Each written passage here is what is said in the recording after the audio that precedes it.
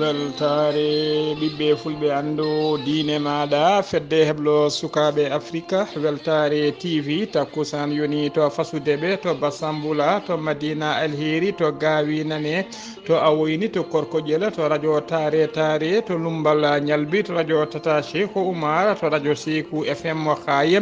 to gawi nane to diboli ko to jaaliguelam to radio kidira ko on takkusan juula ha e nder galle ceerno Abou Diallo to kidira ko on takkusan kadi juula ha to galle ceerno Yaya Ba to richatole ko taari ɗum kala ene jeeya e gardidi kabaruji men to leydi Mauritanie Rouma jarriba udditi jamma hanki o alkamisa hanki sanga 0 heure ɗum udditidira jokli leydi he kala hoorejo leydi ndi noon hono Mohamed Cheikh El Ghazouani rokki yamirore nde 1 milliard taw ko haalisa ugoyam nde yaltinte wawa feccede e dendagal landaji dawrugol landa hen kala heeɓa 4 million taw ko haalis ugoya e limore hinde nde beele ne wawa heblorade ɗiɗon sumgoji hano hannirtani to leydi Sénégal ma jaa ha to Touba ko sunare mawnde tawte toon jaltugol aduna sokhna Dabba Diallo gonnoɗo joom suudu khalifa général di Mouride to leydi Mali leydi Chine walliti leydi Mali kaɓirɗe kewɗe ko ballal koninkoɓe taw ko kaɓirɗe kewɗe ko fati kay e ɓeydude sembinde nden kaka to leydi Burkina Faso jangu seɓɓitiɓe waɗi to funnague leydi ɗi ko famdi kala 53 neɗɗo wasi hen pittali men to leydi Maroc ko médecin goto e assistante mum woni gollidiɗo mum gollotanoɓe nder clinique privé goto kañumen mbiya teeɓa ɓe tawra noon koɓe mbaɗa critage woni tigui eɓe mbaɗa suka debbo goto avortement taw ko cukalel dewel jaranoguel duuɓi 15 habaruji men joolam jaɓeri ma jaa ha to leydi Pologne ha to leydi Ukraine bisimilla mon e kirki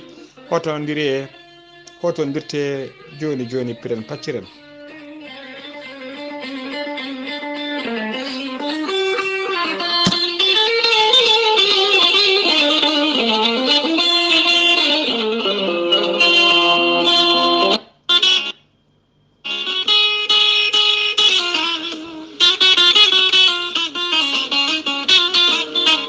ceerno jibisi wittiyanke safriyanke safroji fina tawa ceerno jibisi kumpitiɗo ƴeewgal laaɓaɗo lasrari ceerno jibisi holliti an joguiɗo humre caɗele dewgal caɗele jeegu caɗele ɗannugal caɗele kayitaji kumaɗo kala hende sa jokkodire ceerno jibisi ma heɓen kollaɓi ceerno jibisi ko wittiyanke leɗɗe cafrowo safroji fina tawa yogay ñabbuji cuuɗotoɗi e nder ɓalli ko wayno fibron kiis hémorroïde tension diabète nonne kadi donkuɗo ɓesnude caɗele gorago mo seyɗani memi kala hen ceerno jibisi no humpiti ceerno jibisi ne jogui lekki kesi wittaki wiyeteki muuɗa hirda sa muuɗi tan a yitoto hen hoore maɗa ceerno jibisi ne jogui leɗɗe bittaɗe cafroje yogal ñabboji cuuɗotoɗi e nder ɓalli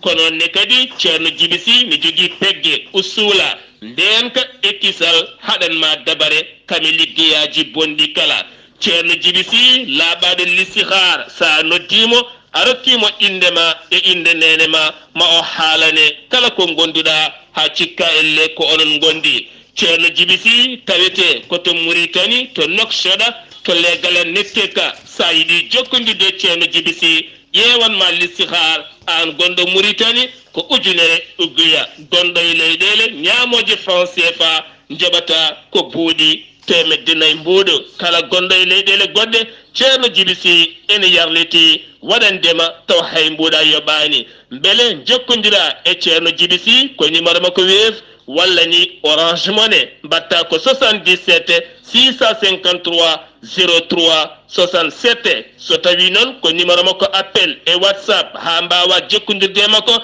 mbatta ko 00222 47 22 80 84 so tawi noon ko ceerno Alassane Sy onne kadi ko gollodiɗemo miñi ko so tawi ko on jiɗɗa jokkodirde mbatta ko 00222 32 62 04 96 walla mbaɗa 48 10 00 13 bas ceerno jibisi taweteɗo to jum to leegala wulade beeri woɗɗani juma murida woni toon ko ceerno jibi dem koye on jokkodirta jiɗɗo jokkodirde on gonɗo e Sénégal e nokkuji goɗɗi kala mbatta ko 77 395 99 17 musidɓe tedduɓe ceerno Djiby Sy e jeese meɗena.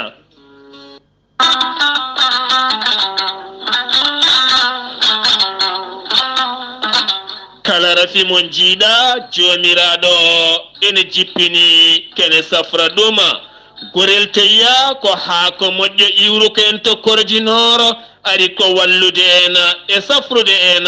ha moni kala yiito hen hoore muɗuma an joguiɗo AVC jogui karƴat ƴiƴam dogata e ɗaɗi muma neɗɗo tuƴiɗo ɓandu jaaɗoru ɓandu wuloru joguiɗo sukara koppi musoji koyɗe musoje sa jokkodire gorel teyya joni joni keɓa hen ko laaɓi a neɗɗo tuƴiɗo donkuɗo yaade jama ni juma ni jokkoyde enɗama jokkodire gorel teyya ko ha kono ha ko wargani ala rewam ala effet a wulnan ndiyam ma ha wula jitta ko jamireɗa mbaɗa hen ala sukara ala lamɗam ala nana aɗa yara no wirani jiitoɗa hen cellal ɓandu maɗa joni joni sa yiɗi hedde ko laaɓi e ko jangta e gorel teyya jahata koto site mabɓe internet a mbatta ko www.gorelteyya.com ma jangan hoore maɗa so tawi ko tongoɗe gorel teyya ha mbawa jokkodirde mabɓe woto woɗɗo joni joni.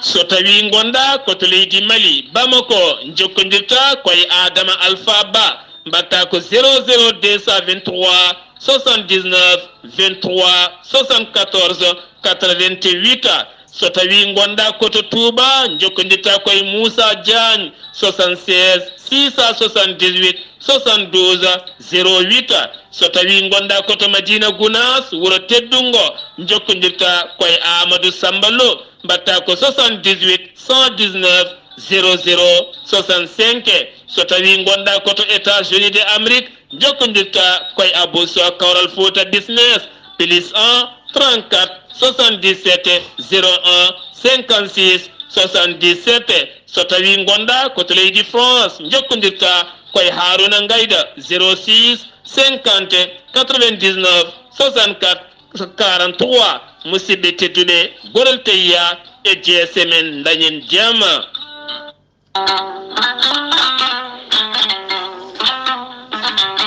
kura ko koddiɗo belɗo hen banggue jawɗo bomde so tawi mbaɗɗa hen ko matériel mo moƴƴani comptoir français de électricité ari e dow moɗon addani mon ko produit moƴƴo matériel original jiwɗo toon to leydi France taw kadi an gonɗo e mahango gila e galle ma ha e batimaji maɗa jumaji e jamaji kala ko maha toon son jokkodire comptoir français d' électricité ma on keɓen hoolare timmude no feewi an mahaɗo galle mum aɗa waɗi hen kalisaji ha heewi aɗa itti ɓoggi courant ɗi moƴƴani walla contact uji goɗɗi aɗa waɗi hen saaha kala ene bonna matériel uji maɗa ene suma lampaji maɗa jokkodire comptoir français d' électricité joni joni keɓa hoolare comptoir français d' électricité tawete koto Dakar lamorgo leydi Sénégal to Kermassar tabande temedere hakkude mum e Auchan koni henna sifori so tawi ko comptoir français d' électricité so tawi jiɗɗa ko modulaire uji moƴƴi jokkodire mabɓe disanteur uji moƴƴi différentiel uji moƴƴi table électrique kononne kadi lampaji e zampulaji kala couleur mo jiɗɗa aɓe jogui taw kadi ko lampaji leernoji hakkude galle ha bedda kala hen no jiɗɗa projecteur uji moƴƴi aɓe jogui ɗumena ko nonne kadi ɓoggi vidéo surveillance jiɗɗo waddirme galle mum aɓe jogui hen kala ko jiɗɗa les botaji moƴƴi kala hen ko jiɗɗa sa jokkodiri e comptoir français d' électricité joni joni keɓa hoolare cumoji ɗi ene keewi e kala saaha lampaji ɗi ene cuma firgoji ɗi ene maasa kono kadi sa jokkodire comptoir français d' électricité a moosat ha tina a heeɓi ko laaɓi sa yiiɗi jokkodirde mabɓe mbatta ko 00 221 77 542 50 84 walla mbaɗa 77 605 48 02 musidɓe tedduɓe jaɓanena comptoir français d' électricité e dow meɗena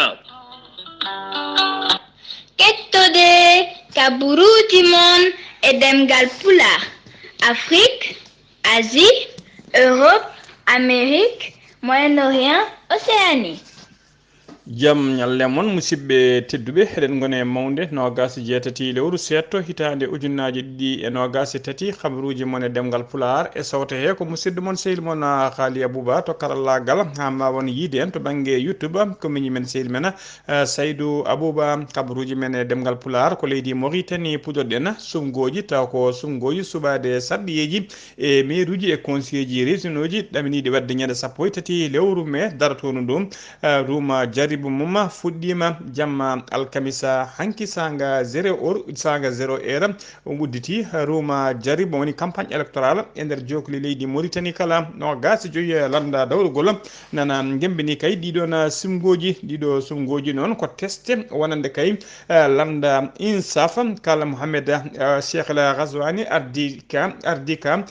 kadi ko hitande nde wonno kadi ko hitande wotere heddi e sumgoji suɓade hooreji leydi ko teste kadi mawɗo wonande catala bitengal seni woni commission électorale nationale indépendante sabu kay ko modèle kesso ɓe jiiɗi yuɓɓinde hitande hikka nde ko fati kay e ɗiɗon sumgoji suudu sarɗiyeji noon so tawi ko suudu sarɗiyeji ndu leydi Mauritanie ndu jogui tigui ɓe ƴewata ko 1jeeɗiɗi sarɗiyanke gam suɓade mbiri noon gam suɓade mbiri mo jiɗɗa kay wotande la budda ƴetta ko famdi kala fodde bulletin ngaji 4 woni carte 4 ɗe jiida cirol hema bulletin goto ko pour liste locale bulletin goto ko pour liste nationale bulletin tataɓo o ko pour liste rewɓe woni des femmes bulletin keso mbaɗa bulletin nayaɓo o noon ko kesamago on koko fati e suɓade taw ko député ji yoɗantoɓe jeunesse e nder suudu sarɗiji taw ko yaroɓe ɗin candidat ji mumen noon ko yaroɓe duuɓi 35 faadi lessa hitande hikka nde noon ma sumgoji ɗi woni tigui ma sukaɓe hikka ɓe woni jeunesse ma keɓa ha kene wona 13 député e nder suudu sarɗiyeji ndu leydi Mauritanie ha joni koye on fannu keddoɗen seni woni commission électorale nationale indépendante ɓe kolliri tigui wonde ɓe binditima e listuji électorale leydi Mauritanie hitande hikka nde ko winditi hen ko 1,775 ujunere ne fawi capantato e joyo électeur woni winditiɓe liste électorale ete hen 52 ko rewɓe on paami tigui ko rewɓe ɓuuri hewde ko winditi e listuji électorale ɓe kolliri kadi listuji gabbinaɗi liste no ɓe kolliri noon ko fati kay e listuji gembanade wonande mairuji e nder gembanade wonande mairuji e nder leydi Mauritanie woni candidat ji pour la municipalité ɗum ko 350 liste hen 32 piccal joyya ko pourcent ko rewɓe woni 32,5% ko rewɓe so tawi ko listiji gembanade kay gembanade ko fati élection ngaji régional uji woni tigui conseil régional uji ko temedere capanɗe 4 e joyi liste hen 35,10% ko rewɓe so tawi noon ko liste gembanade sarɗiyeji député ji ko ujunnaji ko temedde joyyi e capanɗe joyyi e jeenayyi woni 559 liste hen 36,73% ko 36,73% ko rewɓe ɓe kolliri noon fodde no gasi e jeeɗiɗi piccal capanɗe 4,8% ko ɓeydi hitande hikka nde e listuji électoral ha joni ko leydi Mauritanie keddoɗen ha joni on fannu Mohamed Cheikh El Ghazouani hawrejo guendi leydi Mauritanie waɗi haalande mum hanki jamma faade e yimɓe dawrugol o erima mabɓe noon nde ɓe tinnoto e nder campagne he no fewi ɓe gollodo e dow hakkilantagal e dow needi e dow neware joom ɓe ganda kadi moni foof noon anda koye dawrugol wona moni foof kadi anda ko haali e guiɗɗo goɗɗo on woni tigui ɓe ɗaftodiral ngal waɗa e dow neɗɗagal e dow teddungal beele sungoji ɗi enen ndewa lawol hano hannirtini kanko Mohamed Cheikh El Ghazouani hoorejo leydi ndi noon e haalande makko hanki o rokki yabirore nde yaltinten e boñuji laamu ngu fodde 1 milliard taw ko haalis o goya e limore hinde nde on haalis noon ko fati kay feccude e ɗiɗon candidat ji ɗiɗon landaji dawrugol yimɓe gembiniɓe kay ko fati sungoji ɗi on paami landa kala ma heeb 4 million taw ko haalis guya e limore hinde nde taw ko noon ko ibbadi heblanade ɗiɗon sumgoji ha joni ko leydi Mauritanie keddoɗen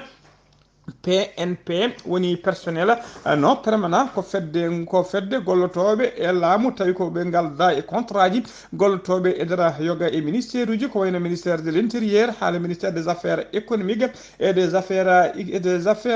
ministère des affaires économiques ɓe mbaɗi sitting mabɓe woni diño mabɓe yeeso galle hoorejo leydi ndi namdade kayya hujjaji mabɓe haqeji mabɓe e namdade kay laamu ngu nde yurnito gurdam mabɓe beele kay eɓe gonta personnel permanent eɓe e nder mabɓe noon e nder mabɓe helɗo laamu noon e nder mabɓe e waɗe mabɓe noon golliɓe kene qiime duuɓi 30 tawa ene gollo e nder ɗiɗon ministére uji tawa ha joni ko noon permanent woni tigui ngala contrat ji ɓoyata kadi yoga e mabɓe jaaha ko wiyete retraite ete ha joni haydara ala ko gasi e alhaaliji mabɓe ɓe kolliri noon guila 2019 laamu ngu hollirino wonde kayma ƴettuma ɓeydu avantage uji wonande kamɓe e gollotoɓeɓe kono ha ɗo haydara ala ko ɓe coyni PNP noon tafi panel mum woni fedde mum ɓe mbaɗi bureau woni yilirde mabɓe addi nde ɗon yilirde ko biteɗo Zahra Mintou Sidi Abdallah yilirde nde noon ala ko woni darde mum kay so wona ka yidde yoltude hujjaji mabɓe ha joni kabaruji men ɗemngal pulaar calmima to leydi Mauritanie ko to leydi Sénégal paaɗen to leydi Sénégal jan ha to Touba hono no min ene gardini garduyiɗi kabaruji men Touba e dendagal muritnaɓe ene tawe e sunare mawne no fewi jaltugol aduna sokhna Daba Diallo noon ko cuddiɗo khalifa général de Mouride hono Serigne Mountaga Mbacké ko alkamisa hanki o hote jomi ko to Touba jayde weltare ɓiɓɓe fulɓe andu diine maɗa e gardugol Sar Abdoulaye Sarr e feddemlo sukaɓe Afrique e gardugol Ceerno Haboussa Diallo en dunima khalifa général de Mouride en dunima dendagal muritnaɓe kala nde Allah yurmotomo yaafoma harnamal janna kanko e dendagal mayɓe julɓe kala allahumma amina ha joni ko leydi Sénégal keddoɗen jeen ha to Ziguinchor hono docteur Jibril Kam ko cafrowo jaruɗo to banggue neurologie woni to banggue ɗaɗi liggotoɗo to hôpital régional mo Ziguinchor omo tawi oɗo saaha joni e caɗele mawde no fewi caggal kay nde o nanga o tuuma tigui ko fati viol woni tigui heptude debbo alay saguel tawa kadi on debbo mo nanguiɗa ko debbo mo harani cellal gondude e rafi hakkille on noon ene wiye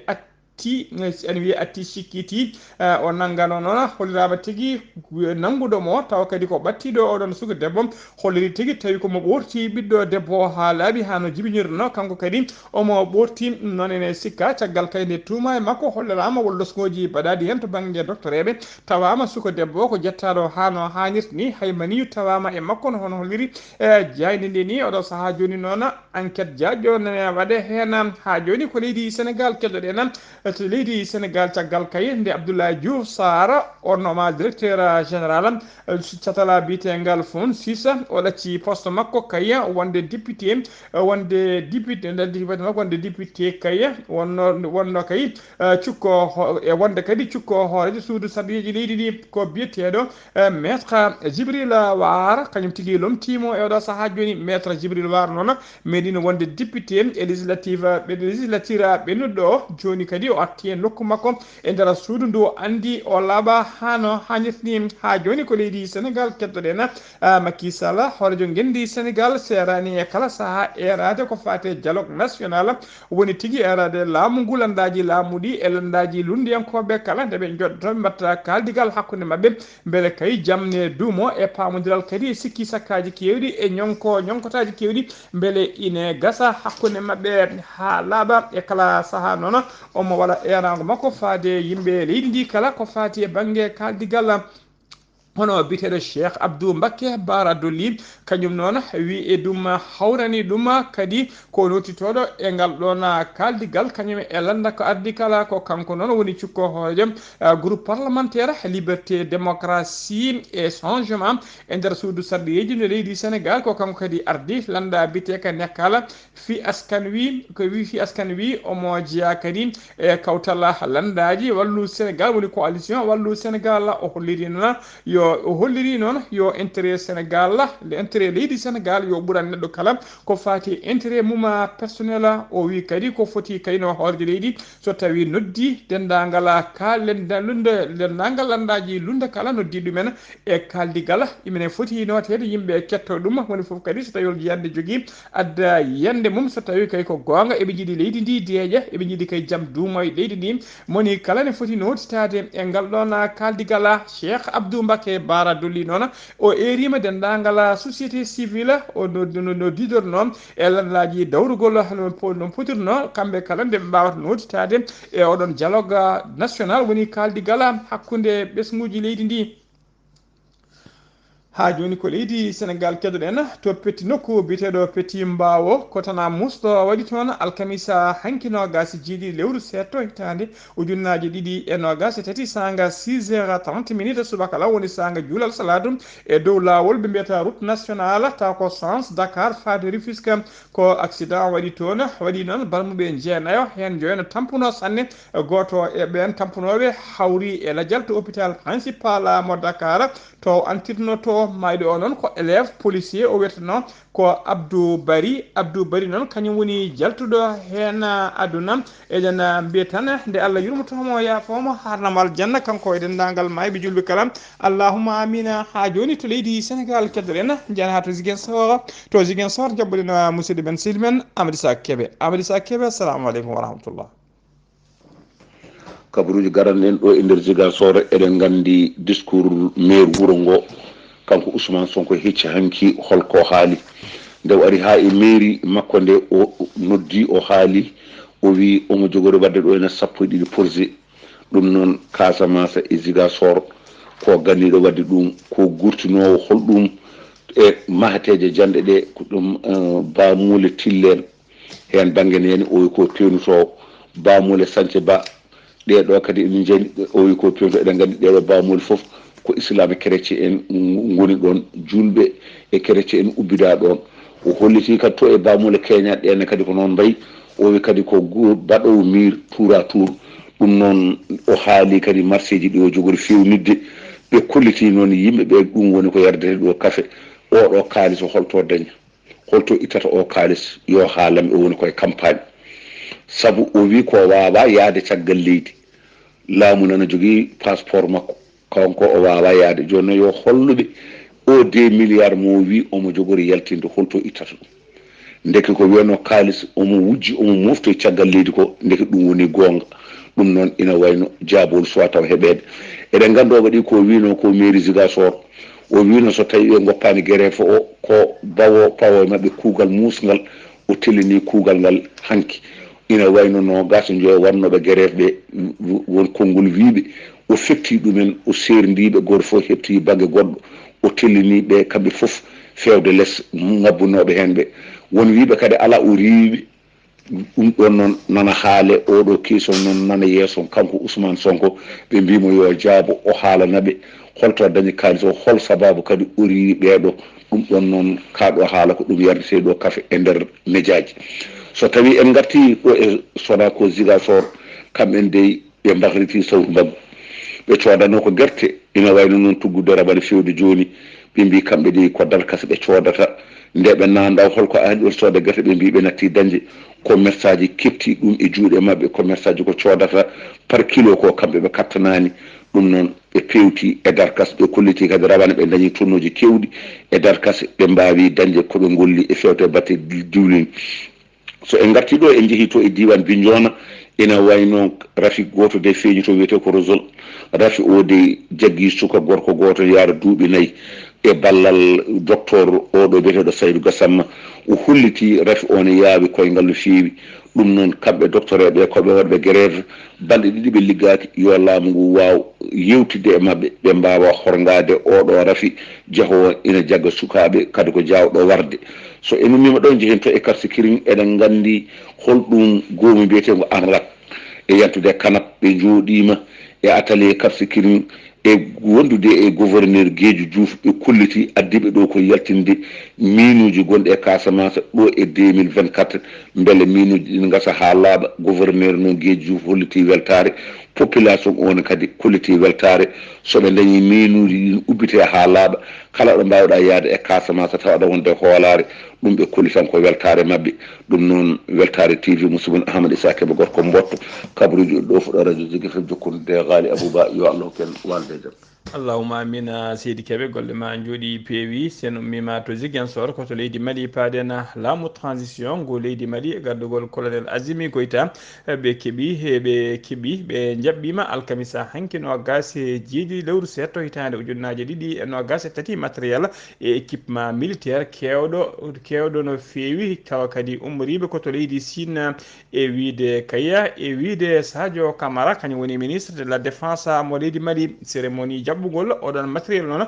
waɗi koto e nder ka moɓe mbiyata kankati ɗum noon waɗɗani Bamako lamorgo leydi matériel o noon ko ni lelori ko autoji belendeji e camion ngaji logistique e citerne aji dimdoji ndiyam e citerne aji gaddoji gaz carburant wondude e camion ngaji d'allégement e ambulance uji médicalisé ji wondude e petelaji e kewɗi no feewi e kuure mum e équipement militaire goɗɗo jonɗo no feewi foof noon ko yidde kay ɓeydude sembe koninkoɓe leydi Mali ha mbawa tigui rende leydi mumen hano hannirtini ha joni ko leydi Mali keddoɗen caggal janggu seɓɓitiɓe mbanno e koninkoɓe leydi Mali to Sévaré e to Mourdia ñande aset no gasi ɗiɗi lewru avril hitande ujunnaje ɗiɗi e no gasi tati landaji dawrugol kewɗi noon jalti tigui e deƴƴere mumen kaali gaddi succi e mumen faade Kaya woni ballal mumen faade e koninkoɓe leydi Mali ɓe hinde fama janguji ɗi noon fodde yimɓe sappo mbasino hen pittali mumen fodde 60 woɗɓe mbarmino hen ona ñalawma kadi jangu wongo waɗino e koninkoɓe fama to nokku Mourdia e nder région mo Nara caggal ɗum kadi ko hélicoptère armée o kañum tigui murɓino e nder dow huɓere wotere e nder Bamako lamorgo leydi ko ɗum ko sababu noon ɗeɗo caɗele pawdirde kala ɗum saabi oɗo saaha joni landaji dawrugol kewɗi ha tengti ardiɓe ɗin landaji dawrugol kamɓe kala ɓe jalte deƴƴere so wadde kalande mabɓe kay e bindi mabɓe hucciɗiɗunde kay e koninkoɓe leydi ndi e laamu ngu andinde kay wonde eɓe gonde mum kadi eɓe gaddi succe mabɓe faade e mum ko wayno kaɗo landa wiyeteka ADEMA PASJ ko wayno RMP ko wayno l'URD e ko wayno CODEM e landa wiyeteka ASMA CFP e yeɗima e landaji goɗɗi kewɗi goɗɗi ɗiɗo landaji kala mbaɗi kamɓe kala ɓe mbaɗi condamné ɓe ɗiɗon janguji ɓe kolliri hen mette mabɓe no feewi ɓe dundima dendagal mayɓe hen ɓe nde Allah yurmotoɓe yafoɓe gañiɓe nde Allah rokkata ɗumen cellal mumen ha mbawa jokkade e haajuji mum kadi eɓe mbaɗa encouragé koninkoɓe leydi ndi e darde mumen cuusal mumen daari kay gam rende ɓesguji leydi ndi ha joni ko leydi Mali kettoɗen tekkere ene surka hakkude collectif des fédérations des transporteurs routiers et des chargeurs routiers hakkude mumɓe noon e département mabɓe moɓe golloto to banggue laamu ko ɗum saabi noon ɓe joƴƴini kamɓe ɓen nde ɗon ko oɗon collectif ɓe joƴƴini tigui préavis mabɓe de grève hollirde kay nde kay ɗo kay e 2 mai woni ɗiɗi lewru mai dartodu so tawi pamodiral heɓaka hakkude mabɓe e laamu koɓe natoɓe tikkere hofgo juuɗe ngo 72 heures woni balɗe tati ha joni ko leydi Mali kettoɗen odeur détournement haalisa kewɗo ine surka walla ne luuɓa e nder société biyeteɗo Sonatam noon woni société nationale de tabac et des aliments mo leydi Mali ko société pewnowo simme e almetaji e nder leydi Mali Sonatam noon ine tawe caɗele mawɗe no feewi oɗo saaha joni to banggue faggudu saabu haalisaji kewɗi koko dirtina toon ene mbuɓɓa gollotoɓe e société o noon hewɓe ene tuuma kay juuɗe mumen moddude e oɗon détournement directeur général société o noon o noddoyi gendarme ɓe camp 1 de la gendarmerie dadiɓe ɓe camp 1 de la gendarmerie nationale enquête udditama hen hewɓe puɗɗima tawede kay cuuɗe mumen puɗɗima surtade ardi enquête o noon ko lieutenant Moussa Touré o tawi kadi agent ji kewɗi gollotoɓe société o wondude e magasin woni kalfinaɗo ko fate dépôt société o o juuɗe men ene moddi hewɓe kolliri wodi fuɗɗiɓe nanguede kadi oɗo saaha joni ko jofaɓe feɗendu enquête o noon ene jokki hano hannirta ni koto leydi Burkina Faso paadena sebbitiɓe mbaɗi jangu mumen e dadiɓe leydi Burkina Faso alkamisa hanki nogas jiiɗiɗi lewru seeɗto hitande ujunnaje ɗiɗi e nogas e tati jangu ngu waɗi koto banggue funnague leydi ndi ko détachement militaire ɓe ugaru garno ko kañumen tigui woni yanaɓe jangu ngu noon ha muusino feewi saabu kay oɗo saaha joni bilan mo laamu ngu hollirta ko bilan gadon ko capanɗe tato militaire wasi hen fittade mum sappo e ɗiɗi militaire woɓɓe kadi barmi hen barmanɗe musde feewi hay ɗumne ko bilan gadano mo laamu ngu rokkiri ene joga kulhuli kay nde bilan o ko jogorɗo ɓeydade koto leydi Maroc paadena médecin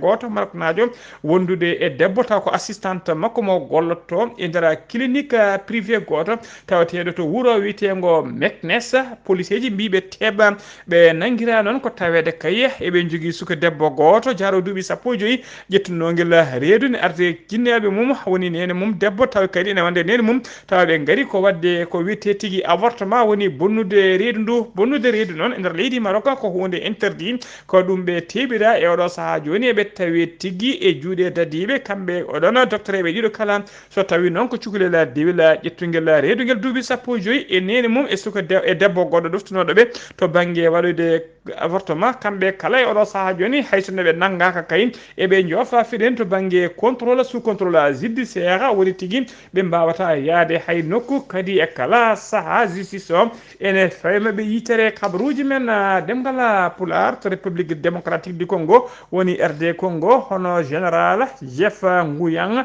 ko kañuma wonno commandant gardiɗo kondinkoɓe des forces régionales de la communauté de l'Afrique de l'Est woni tigui leyɗele funnague dendinɗeɗe kondinkoɓe mumen kay mbawde rende neldude aftode RD Congo gam hattade kaye ɓeɗon seɓɓitiɓe nden gal catal noon ɓe innirta ɗum ko EAC gardiɗo noon commandant gardiɗo kondinkoɓe o wiyete ko général Jeff Nguyang kanko général Jog Nguyang noon o waɗi démissionné ha laaɓi o joƴƴini kayit makko démission de wonde kay ardade ɗeɗon oɗon foɗade ɓeɗon koninkoɓe e nder RD Congo saabu o holliri kay e oɗo saaha joni inde makko no boni no feewi kadi omo ñiŋe no feewi ko jeeya noon koto leydi Kenya kadi ne ñiŋe no feewi wonde kay wonande ɗiɗon rappel en ɓe hinde MA23 kanko hoore makko mo tuuma tigui wonde omo wallita walla omo gollodo e MA23 o holliri noon ɓaade kay hoolare ala hakkude makko e ɓeɗon ɗum saabi noon o démissioni ha laaɓi e gardigu ngal ɗon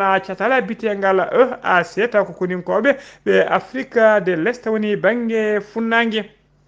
koto leydi kabaruji men ɗemngal pulaar sen mimeto RD Congo kabaruji men jolam jaɓeri koto leydi Pologne paɗen to leydi Pologne soodi e société britannaɓe tawi kadi ko groupe européen d'armement biteɗo MBDA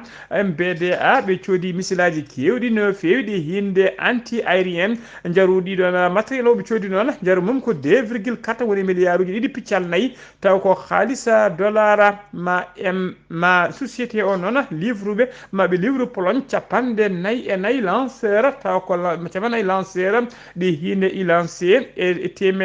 temedde kewɗe taw ko misilaji ɗi hinde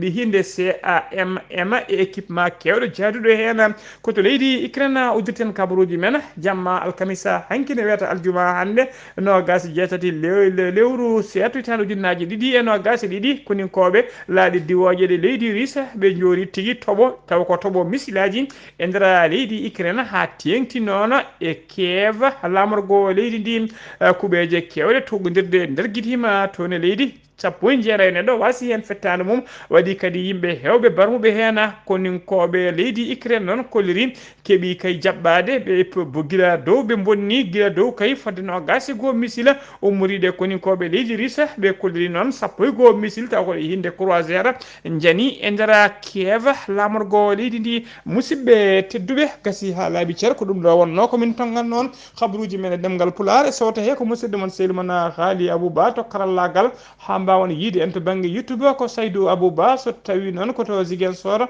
ko Amadou Issaga Kébé ketki malaki jaam yo jaam Allah jogomi jogo on